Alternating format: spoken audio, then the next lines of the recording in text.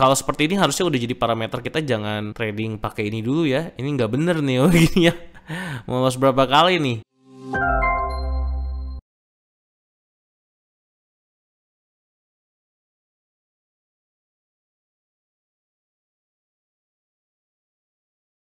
Halo teman-teman, balik lagi bareng gue Henditan di channel gue. Nah, kali ini gue akan bahas indikator yang udah pernah gue bahas di video-video sebelumnya ya, yang katanya indikator sakti dan lagi trending, yaitu adalah indikator Lorentzian Classification. Yang kalau teman-teman bingung bisa lihat sedikit videonya ya. Langsung dia balik lagi, nggak apa-apa. Masih profit 700, 800, 1000 dolar teman-teman. Waduh, gila, lumayan ya. Loss yang tadi kita yang pertama ketutup nih teman-teman. Wih, 2000 dolar. Ini kalau di sini saya udah pengen take profit nih teman-teman. Saya langsung lihat support resistance sebelumnya nih biasanya. Jadi kelihatan banget kan di situ pemakaiannya sangat mudah, buy dan sell-nya sangat jelas, dan juga win rate bisa sampai 60-70% teman-teman ya. Ada yang sampai 80, ada yang 70, dan 60% ya teman-teman. Tapi yang pasti ini indikator luar biasa. Kalau kita lihat sekarang apakah masih ampuh si indikator ini? Apakah kalau kita coba backtest itu tetap profit? Nah, buat teman-teman yang penasaran akan gua kupas tuntas indikator Lorentzian Classification buat teman-teman semua.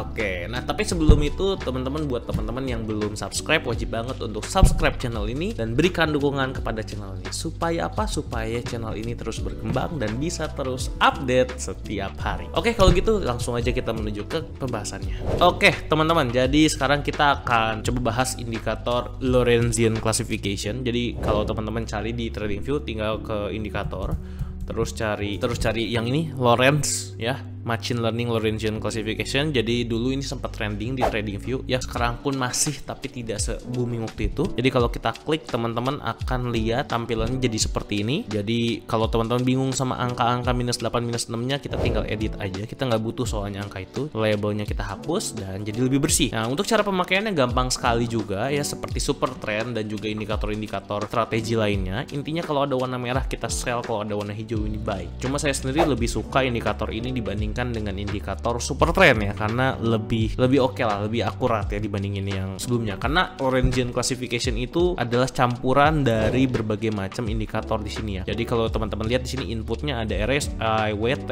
CCI, ADX, RSI, dan juga sebenarnya ada moving average juga ada kernel garis ya, kernel line. Makanya kenapa gue lebih suka indikator ini. Cuman kalau kita lihat beneran ampuh nggak, bisa di setiap kondisi market nggak? Dulu kita pernah mereview dan juga ternyata memang tidak ampuh di segala market ya. Nah, tapi sekarang kita coba kalau di market sekarang ini yang trennya itu cukup besar tapi tidak sebesar itu, apakah bagus atau enggak ya? Kalau kita lihat di sini kan win rate-nya 67% ya. Tapi balik lagi, kita harus coba cek berapa profit yang bisa kita dapatkan dan berapa profit realnya kalau kita benar-benar praktekin secara langsung gitu. Jadi kita memperhitungkan ketinggalan dan lain-lain ya. Kita coba backtest selama seminggu kemarin. Kalau hari ini hari Senin 19 Juni, maka kita coba backtest sampai tanggal dari 12 Juni aja ya. Kita coba replay dari hari Senin ya. Senin itu di sini. Oke. Nah, seperti biasa ketika kita backtest, kita coba pakai satu lot, teman-teman. Jadi hitungan di sini adalah satu lot. Nah, kalau teman-teman lihat di sini win rate-nya naik ya 74,6% ya. Terus setelahnya jadi 60%. Berarti abis ini harusnya banyak loss ya. Tapi kita coba lihat dulu. Oke, kita play, coba ya. Kita play, lalu kalau misalnya dia muncul warna hijau, indikatornya hijau, maka kita buy. Ah, ini buy ya. Oke, buy. Kita coba lihat apakah profit di tradingan pertama atau tidak. Kita coba cek ya. 700 dolar. Asik, lumayan ya. Hari pertama udah profit. Kita lihat kapan kita cut lossnya. Cut loss lagi cut profitnya. Kalau saya sih udah gatel mau cut profit sekarang ya. Kayak ini belum cut profit ya. Sampai muncul warna merah ya. Kalau saya sih udah mau cut profit di sini nih teman-teman. Oke, belum muncul. Nggak muncul ya. Cut profit sekarang nggak ya? Oke, ini harusnya udah muncul ya. Kita cut profit aja ya. Mungkin error ya. Oke, baru muncul ya. Oke, kita sell. Wah, agak telat ya jadinya ya. Harusnya kita sell duluan tadi ya. Ya udah nggak apa-apa. Agak telat sedikit, nggak apa-apa. Namanya juga berarti market, anggap aja itu slippage-nya. Slippage-nya kurang lebih berapa? 50 pip. Walaupun gede banget itu sebenarnya, jarang ya segede itu ya. Tapi ya udah nggak apa-apa deh. Anggap aja kita telat ya teman-teman. Harusnya kan kita entry-nya tadi pas tadi ketika saya close ya, malah entry-nya setelah jalan. Kita coba lihat apakah kita akan di cut loss. Oke, ini malah jadi cut loss ya, bukan cut profit ya. Kelihatannya profit nih, cuman malah cut loss nih teman-teman. Kalau dia naik, cut loss nih teman-teman. Oke, cut loss, kita buy. Jadi satu profit satu loss. Kita lihat. Oke, ini malah turun lagi ya. Nah, kalau sideways gini pasti memusingkan. Oke, ini udah mulai turun ya teman-teman ya. Oke, nah cut, terus kita sell ya, jadi 2 kali loss. Kita lihat apakah bisa nutupin profitnya. Oke, naik lagi ya. Kayaknya loss lagi ya. Oke, cut lagi, kita buy, loss lagi. lagi teman-teman. Jadi memang kalau Lorentzian classification ketika sweat test bener-bener lebih buruk dibandingkan indikator super trend ya. Ini bener-bener jelek ya. Tapi ketika loss lagi ya, kita sell lagi teman-teman. Wah gila sih ini mau loss berapa kali nih? Wah loss lagi, buy. Nah kalau seperti ini harusnya udah jadi parameter kita jangan trading pakai ini dulu ya. Ini nggak bener nih, oh gini ya. Mau loss berapa kali nih? Duh kelihatannya aja manis nih, tapi sebenarnya ketika sideways gini loss terus dia jadinya ya. Ini bahkan kalau kayak gini sih jadi pengen ABC ya. Aduh, turun lagi nih, loss lagi nih. Nah, kan loss lagi ya. Oke, kita cut, kita sell di sini. Wih. Oke, sini mulai comeback ya. Oke, waduh naik lagi ya. Tapi masih belum ada arahan untuk jadi buy. Jadi dia masih nge-sell, teman-teman. Oke, itu mungkin karena lagi news besar. Oke, profitnya lumayan, teman-teman. Moga-moga aja bisa nutupin kerugian sebelumnya. Oke, jadi kalau super trend ketika sideways lebih bagus, tapi ketika lagi trending gini, dia lebih bagus si Lorentzian classification ya, karena dia munculnya lebih cepat si indikatornya dibandingin yang super trend ya. Kalau kita coba lihat yang super trend tadi, kita coba cek. Nah, ini harusnya udah kita cut profit ya. Kalau udah ada tanda-tanda seperti ini ya, kita coba cek dulu. Ini harusnya udah cut profit ya. Nah, cut. Oke, kita buy. Oke, lumayan ya. Lossnya jadi berkurang. Kita coba cek lagi. Oke, mulai profit lagi.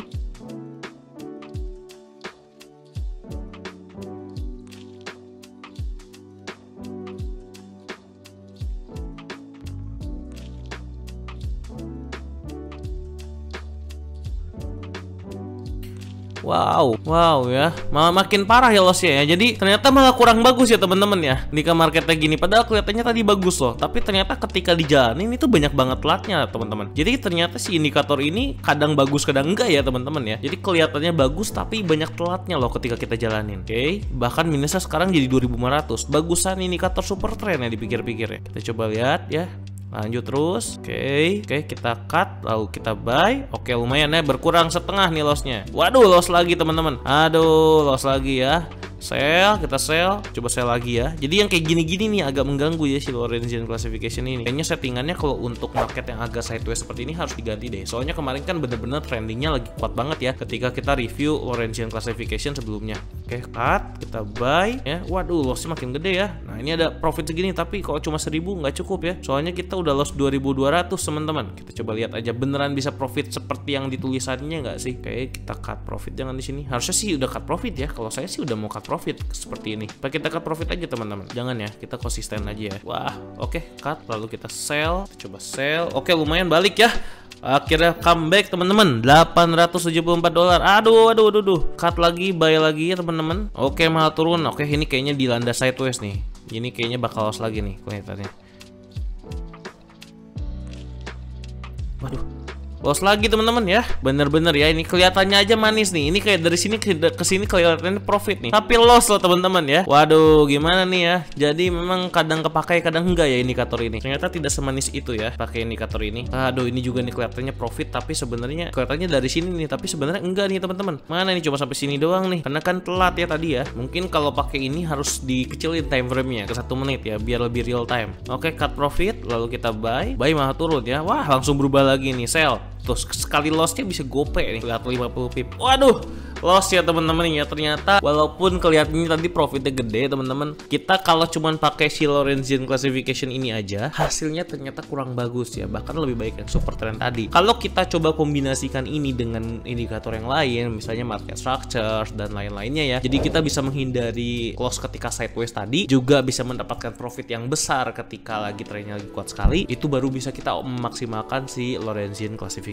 ini. Makanya teman-teman, buat teman-teman ya yang suka cuman pakai indikator aja, saran saya jangan pakai satu indikator aja ya. Kenapa? Karena jadinya bisa seperti ini tuh ya. Jadi hasilnya kalau kita lihat tadi sebenarnya dibilang jelek banget juga enggak ya Lorentzian classification ini. Cuman masalahnya ketika dari sini ke sini ya, walaupun udah ada tanda-tandanya, kita malah nggak bisa mendapatkan profitnya secara maksimal. Bayangin aja tadi ini dari sini ke sini teman-teman. Logikanya kan harusnya profit $1000 ya. Tapi kenyataannya kita di sini malah loss. Kenapa? Karena kita malah entry di sini dan kita cut loss di sini. Hebat ya, bisa ada selisih yang jauh sekali loh teman-teman ya. Dan kita dari sini ke sini juga profitnya ternyata dihitungnya tuh dari sini nih, tuh ke sini ya. Yang dari sini ke sini, yang dari sini ke sini itu malah jadi gini nih teman-teman nih. Dari sini ke sini. Jadi profitnya malah jadi kecil sekali ya karena keterlambatan. Nah, makanya balik lagi saran dari saya itu lebih baik untuk menggunakan support resistance yang biasa ya. Jadi kita harus cocok-cocokin dengan trendline. Jadi si indikator region classification ini sebagai pendukung aja, karena yang kayak gini-gini nih teman-teman, ini tuh kayak kita loss $1000 nih kelihatannya nih. Jadi kita buy di sini, kita cut loss di sini. Malah jadinya nggak akurat ya teman-teman kalau kita terlalu mengandalkan si indikator ini ya, karena pemakaiannya juga harusnya bisa lebih baik dengan support resistance. Kayak tadi kan di sini tanda-tandanya udah kelihatan ya untuk nge-sell nih di sini nih teman-teman, ya kan? Nah, cuma kita kan sell-nya malah di sini nih.